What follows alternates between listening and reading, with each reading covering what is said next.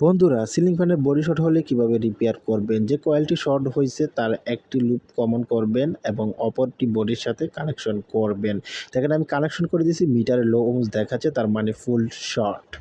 এই শর্ট হওয়ার মূলত কারণ হচ্ছে আমাদের কয়েল বাঁধাই করার সময় যে ফাইবার দেওয়া হয় সেই ফাইবার গরম হয়ে উড়মোজা হয়ে অনেক সময় ভেঙে যায়, তার কারণে আমাদের এই বডি শর্ট হয়ে থাকে। এখন এটা কিভাবে রিপেয়ার করব সেই প্রসেস আমি দেখাই দেব।